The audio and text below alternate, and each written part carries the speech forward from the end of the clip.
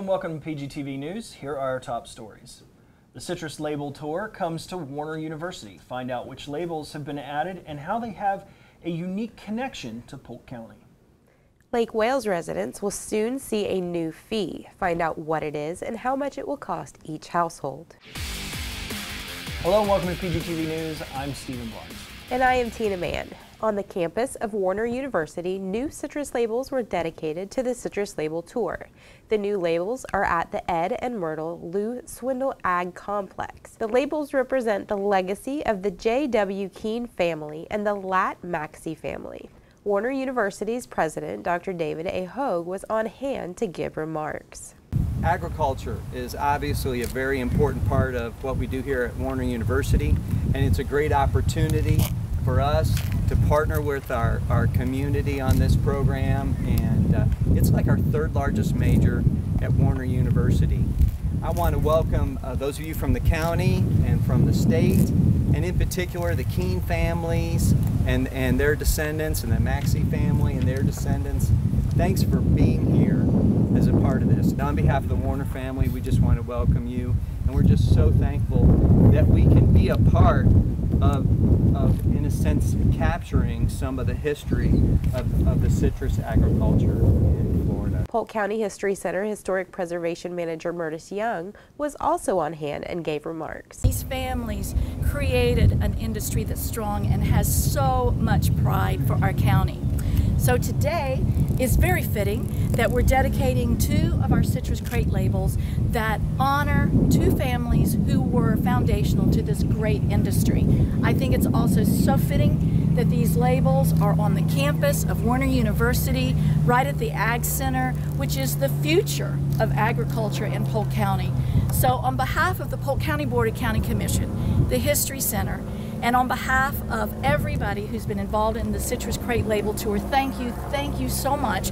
This is a special site, and we're so delighted that we're here today to celebrate citrus and our early marketing of citrus. Family members from the Keene and Maxey family spoke on behalf of their families. First of all, I want to thank Murtis for including our labels in the Citrus Label Tour.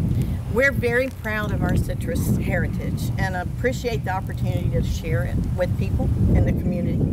I also want to thank Warner University for allowing the labels to be put at their beautiful Ag Center, and I congratulate you on what you've accomplished here. It's an honor to be here today to celebrate and preserve Lat Maxey's legacy with 2 of his old citrus crates. Let's go back in time to about 1915. Of course, this was all pasture land at the time. But just think, it all started with a part ownership in a local packing house in Frostproof that would eventually span to 34 packing houses that spread from Florida all the way to Texas. So the Citrus Label Tour is a really cool thing. It actually began here in Bartow with a label right at the History Center, and they've just popped up all over Polk County.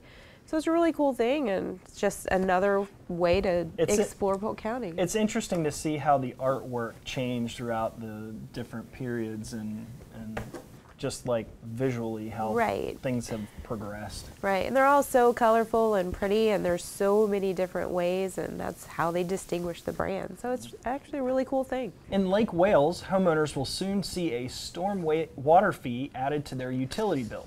The fee will range from $3.13 to $8.21 a month for homeowners.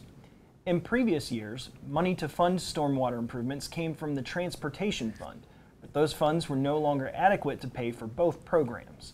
A discussion about the stormwater was brought up about a year ago and was given final approval earlier this month. Assistant City Manager James Slayton said the city is working to implement the fee approved earlier this month, and it's anticipated the fee will begin appearing on utility billing by early summer. Polk County school officials are looking to review the district's special education program to determine whether students are receiving the services they need. School board member Lisa Miller said she wants to see a thorough review of not only our practice and delivery models, but finances and budget. We need confirmation that federal and state dollars attached to ESE students follow them to meet their needs. The district will have to contract out a private firm for the review. Currently, Polk County Public Schools are in talks with a private firm from Boston, Massachusetts that reviews the work of school districts nationwide. Well, this is never a bad idea to kind of take a gauge of how effective things are and where the money's going. Right, and as the parents of students who have received ESE services, it really is important to make sure that they're doing what they need to do and how they need to do it, and make sure the kids are taken care of. And there's always new techniques and new educational ways of going about things. So it's good to review. Yep, absolutely. Well, in Polk County, hiring law enforcement officers is getting harder. According to Lakeland Police Department Assistant Chief Rick Taylor, a lot of applicants are being disqualified because of their background. Assistant Chief Taylor said applicants are not being truthful about things they have done in the past. He also said you have to be considered truthful. That is what we live and die by. Our ability to testify in court and be recorded on the stand being honest and truthful. The Polk County Sheriff's Office currently has 50 openings for deputies and only 19 recruits in the academy.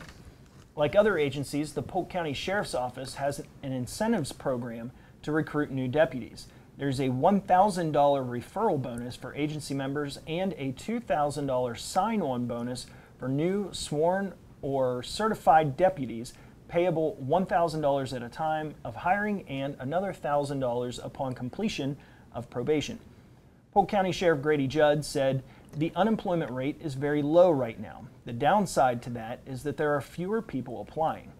It's not the kind of job that's for everyone. It can be dangerous, and we have very high standards when it comes to the people we hire. When you set the bar high, that it's hard to achieve. And it's hard to get there sometimes. And it's a very... But I'm sure that even they would tell you that the quality employees are better than the quantity of employees, because absolutely, all it takes is one bad apple. Yeah, that's right. Yeah. That's right. Lakeland Regional Health's Medical Center has once again earned a 7-year certification from the Florida Department of Health. The Trauma Center has been a Level 2 trauma center since its initial approval in 1998. It's the only one of its kind for Polk, Highlands, and Hardee counties, and cared for more than 3,200 patients in 2018. Dr. Timothy J. Reagan, Lakeland Regional Health Medical Center president, said Lakeland Regional Health consistently exceeds industry standards to provide the safest and timeliest trauma care in the region. The physicians, clinicians, coordinators, and team members in our trauma center work diligently to provide critical life-saving care to our community. As a Level 2 trauma center, Lakeland Regional Health Medical Center provides initial definitive trauma care for all injured patients. As such, 6 full-time trauma surgeons at Lakeland Regional Health Medical Center provide trauma care on a continuous basis. The surgeons are board certified in surgery and critical care medicine and provide 24-hour coverage for trauma patients. Certainly nice to have award-winning trauma centers in our community. Yeah, right there in Lakeland. People who you can go on to care for you and well, and it's kind of one of those deals where a rising tide lifts all boats. Lakeland Regional Health is the standard in the area, right. And something people should subscribe to. Yeah. The City of Lakeland wants to hear from you. They are asking residents to be a part of a new recycling outreach campaign. The city will use data gathered from the survey to better serve customers with the goal of bringing awareness to the #1 recycling contaminant and exploring community-led solutions to keep plastic bags and plastic wrap out of the recycling cart. Residents have until the end of the month to provide valuable feedback. Those who complete the survey will be entered to win one of 3 $50 gift cards. Please visit lakelandgov.net/recycling survey to take the survey. For more information on the City of Lakeland's recycling program, please visit www.lakelandrecycles.com. Well, who couldn't use $50, right? Right, absolutely. And educating yourself about recycling and what is and allowed and what needs to be clean and things like that is important. Yeah. I know I'm constantly telling my kids, you can't put that in there. You can't put that in there. It's not as easy as just you think it should be recycled, so throw it in the recycle. Right. And it doesn't work that way. Right. My kids think styrofoam goes in there, plastic wrap. No, please put that in the trash. So it's difficult to learn, but worth learning. The Southwest Florida Water Management District is reminding residents to check the timers on their irrigation system controllers because of daylight savings time. It is a good time to make sure irrigation system timers are set correctly to ensure that the systems operate consistently with year-round water conservation measures. All 16 counties throughout the district's boundaries are currently on year-round water conservation measures, with lawn watering limited to twice per week unless your city or county has a different schedule or stricter hours. It's important that you know and follow your local watering restrictions and irrigate your lawn when it shows signs of stress from lack of water. For additional information about water conservation, please visit the district's website at watermatters.org/conservation. I can't believe it's daylight savings time already. I can't either. I don't understand where January and February You were went. doing your read, and I was over here on my phone thinking, wait, it's not daylight savings yet. It absolutely is. But no, yeah, saving water.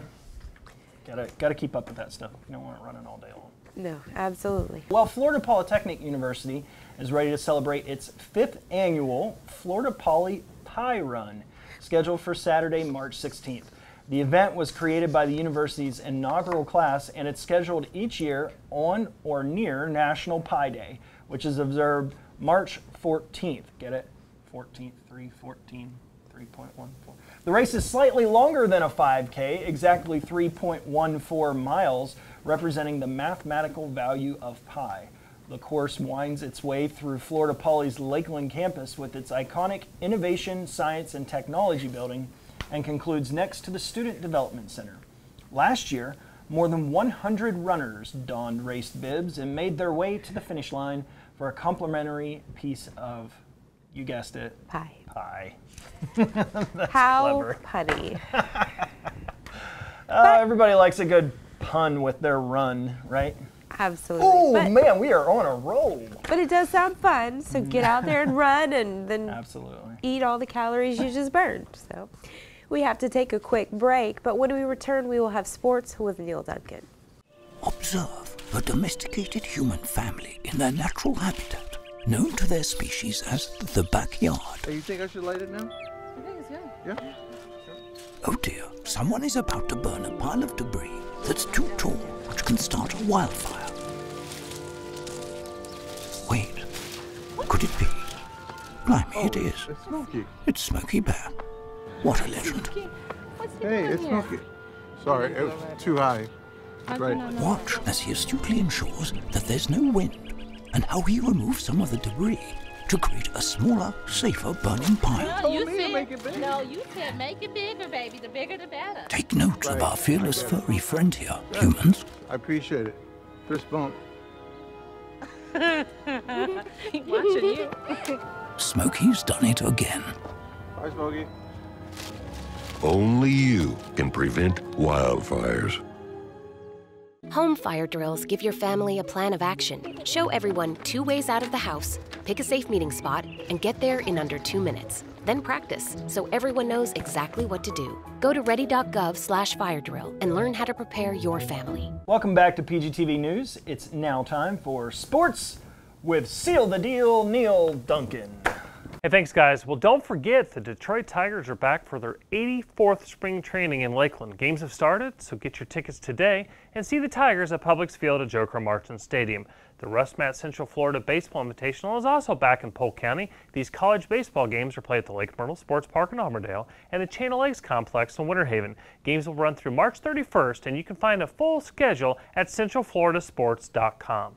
The LPGA Symetra Tours Florida's Natural Charity Classic will return to the Country Club of Winter Haven March 11th through March 17th. Go to floridasnaturalcharityclassic.com for more event details. For more information on other great events going on in Polk County, go to visitcentralflorida.org. Back to you guys. Thanks for the sports report, Neil, and thank you, ladies and gentlemen, for tuning in.